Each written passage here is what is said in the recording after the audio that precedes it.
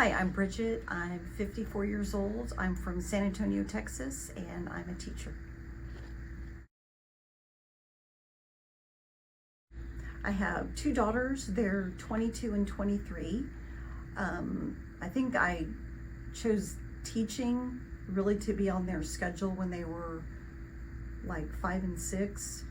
I figured it was kind of an easy thing to do, and that was, wrong. So I'm a special ed teacher now, and right now I'm choosing to sub because it's kind of hard to do it full time. There's a lot more into it than people may think. So now I substitute, and then I have another part-time job that I really like, and that's about it. So I was diagnosed with breast cancer June of 2021. It didn't run in my family. I was pretty surprised, as most people would think. And I started chemo in July, and I lost my hair. That was probably the toughest part about it. And I had to go back to teaching a few months later. I was wearing a wig, and I realized I hated it. So I just started wearing like beanie hats. So that was way better. And it was pretty tough to do while teaching. I was in a pretty rough special ed room. So I ended up quitting the job that December. And I moved to Austin and went into a totally different field. Went into banking, kind of. And I think the toughest part, other than losing my hair, was like the mouth sores. No one ever really talks about that. I had, sores on my gums and my tongue. I couldn't really taste anything anymore. Things that weren't really spicy were super hot to me, like even ketchup.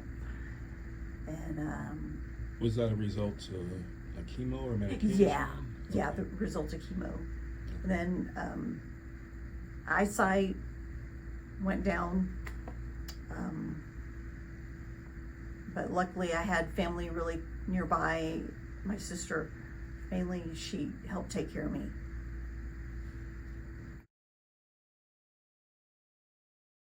So I had a double mastectomy a few years, maybe 2 years after I was diagnosed. And my doctor, Dr. Canero,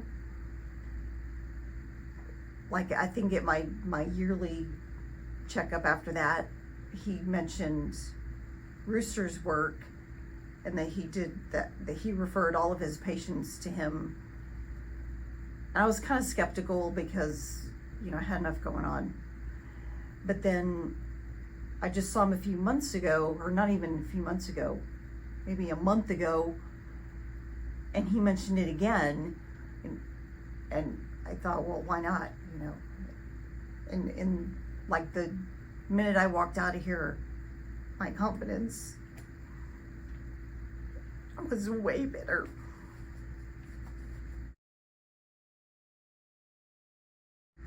So, walking out of here, even though I was the only one to see, my confidence was so much higher than it's been in years, because I felt normal again.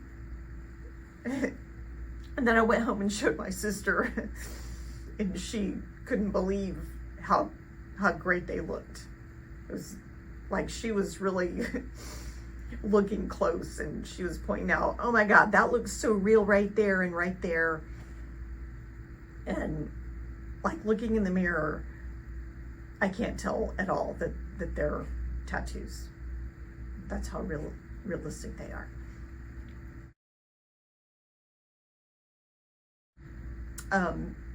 Would I recommend his services to survivors? You bet. It's worth every penny. And I I was skeptical at first, and I wish I would have done it sooner.